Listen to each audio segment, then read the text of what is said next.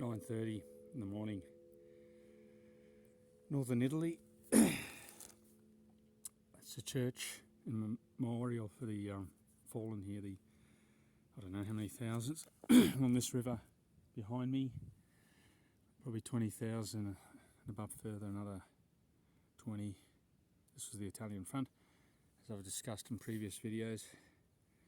Just did a climb, 400 metre climb. Beautiful scenery.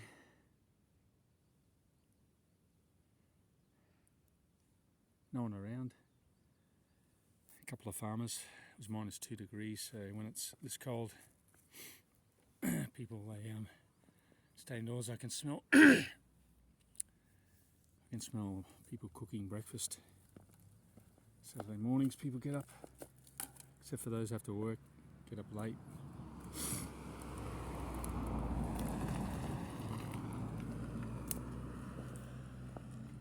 Only thing that ruins this panorama is the telecommunications tower there, where you get a high frequency, I don't know, so they say, of radiation. But everyone uses a phone, but no one wants to get vaccinated. Anyway,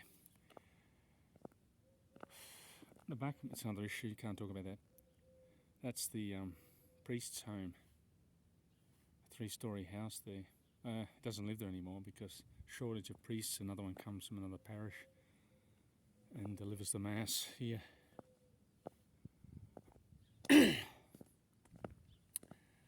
Yeah, things getting interesting. Trying to elect a new president in Italy. They've had about 6-7 rounds of voting. They still can't come to a decision.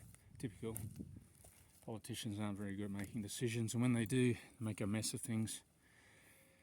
There's the church behind me. Won't go inside.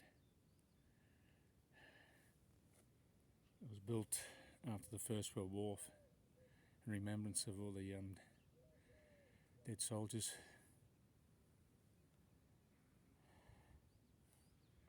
Remained intact. It's been refurbished.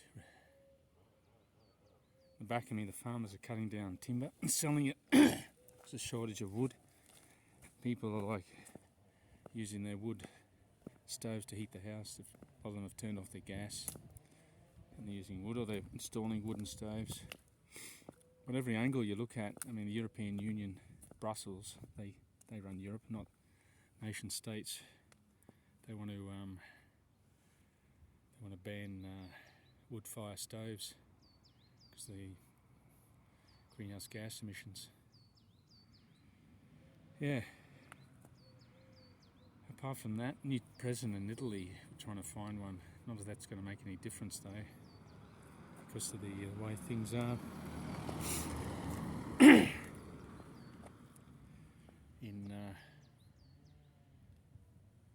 In the world, in Italy at the moment, domestically, the economy's tanking.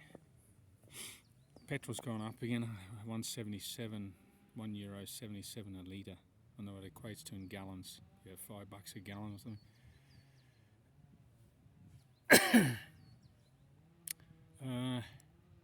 Apart from that, people still go on here preoccupied with the health issue, and we're getting lampooned with the rise of cost of living.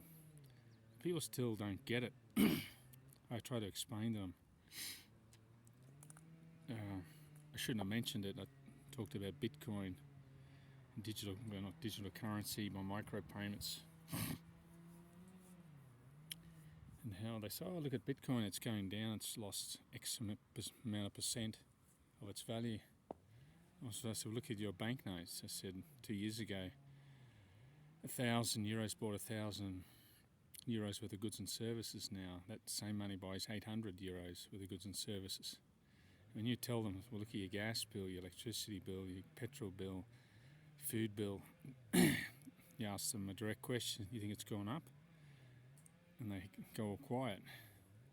So what do? I mean, your banknotes are losing purchasing power. What are you going to go into? A lot of people go into property, they buy units, land, but it's got good utility, it's not liquid. I mean, what are you going to sell it? If you just need to sell it to buy food and pay for goods and services, or substitute your diminishing pension, what are you going to convert it to euros, which loses in real terms 18% here. It's not 5%, it's 18% a year. Here the farmers hacking away the trees. They're selling it, making a profit. As people are heating their homes with wood now, less gas. Cracko. They pulled a big one down. I never saw that here.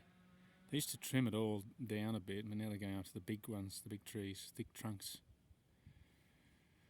Just turning direction of the church. You can see the back of me here. I used to think there were the craters on the First World War. No, it's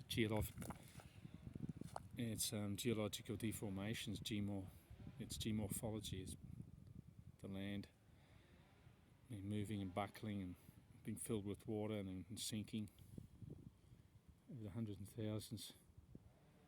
It was probably here before us humans became mammals. It'll still be here when we disappear, most likely, the way we behave. No one understands what anything's going on. It's just mass confusion. I come out here, get away from other human beings. You need that. If a lot of people can't be on their own, they get scared. They can't be alone with their own thoughts. You have to drive everywhere. I mean, I don't think you'll ever get people out of their cars. Next is getting worse. Just drive. I remember I mentioned in a video a couple of episodes ago that we had a Lord Mayor. This is like a quarter of a century, it was 25 years ago, he introduced two-person car passenger lanes. So you couldn't, if you were just one person in a car, you couldn't use them. You had to have another person with you. And he had introduced bus lanes. But I think we've hardly moved the needle in terms of people using other means of transport, especially in Italy. I mean, a lot of people live, in a village and the nearest supermarket's 300 metres away and they'll drive to it. Here's different because you're on top of the Montello. So the nearest supermarket would be maybe 5k away, maybe more. You could still go there on your bike, but you've got to climb back up the Montello. It's a 400 metre, half a kilometre climb with a 10-degree gradient. I mean, think of 90 degrees. It's like that. On a bike working against gravity, it's hard work. But people would have done that not long ago. Horses walked, bikes. Hardly anyone had a car.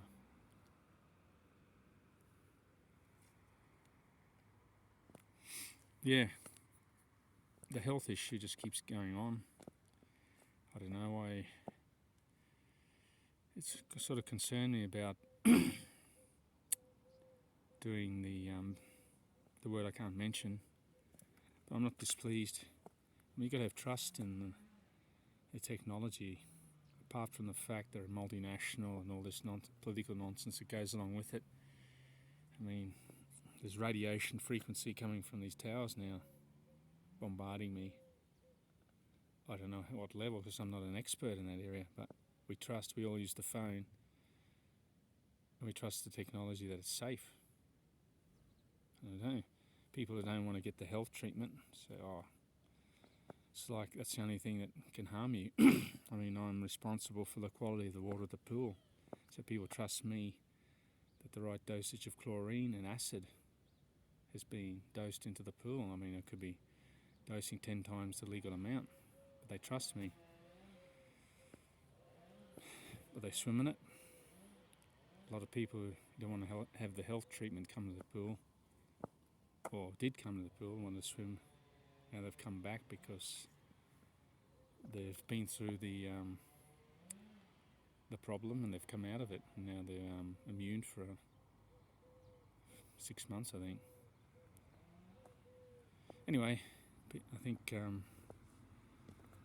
this is still going to go on, but now we're being distracted by geopolitical issues. Just let this car go by, sticky beak. Day trippers. I mean, so much enjoyable. I mean, to get out in nature, and walk or ride a bike and breathe air. It's fresh now, but it could get, in the afternoon on a work day, it gets very polluted. So you've got to pick the right times. Driving around everywhere, it's not really, when you come back from your drive, you haven't really done anything, have you? You've just sat there and looked. Here I've got my heart rate up, sweated.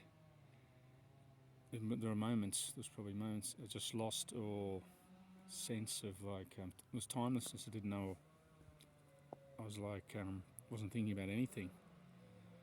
I don't know if it's a meditative state you try and get yourself into, just dissolve all thoughts in your brain. And it works. Instead of driving your car, well, let's go for a drive up and such and such. A walk or a run or a bike, right? There's so much in terms of health, mentally and physically better for you. Getting out of nature. See if there's another two day trippers. Anyway, I've got to get back now because I'll be at another destination. To protect your wealth, I don't know, precious metals. You have to find somewhere to store it. Don't store your wealth in banknotes. I guess you lose 18% a year, guaranteed, and probably more so. Inflation starts to ramp up because they printed so much money over the last... This emergency was going on in 2009. I looked at a Mike Maloney video and they were mentioning quantitative easing, which is basically buying assets, just buying debts and pumping liquidity into the market. They've been doing it since 2009, and we can see what's happened, consequences of it.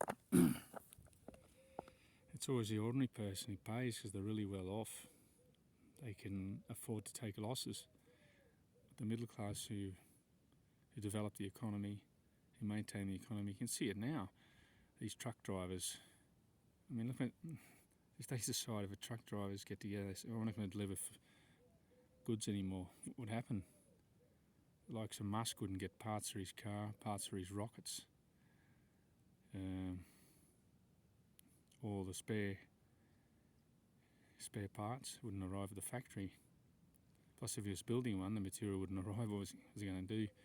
Hire a bunch of slave labourers, bought it by hand, a horse and cart. We developed the economy in the middle class, the nurses, the farm labourers, the construction workers, the road workers. I mean, a lot of these roads you see here in Italy are in really bad state. The regional and provincial roads, I ride all over them all the time. Who has to do the manual labour? It's the ordinary middle, lower working class people. Without our labour, works both ways. The wealthy are stuffed, the real wealthy, the 1%. Anyway, going now. Have a good day. Look after yourself and invest in your health. Don't be sitting in front of a computer all day, buying and selling shares, or being on Twitter. Think you're like, oh, look how many likes I've got. Just finishing on this note, like the Bill Maher, opinionist, all he does is talk into a microphone. Joe Rogan and Bill Maher have got a net worth of 250 million. I mean, what does they do? What do they do? I'm doing what I'm doing. They just talk. They don't do real work. But I think he gets 11 million views an episode. People say, oh, look how many views he gets. Well, look how many McDonald's chains, restaurants there are in the world. The food shit. Anyway, bye for now.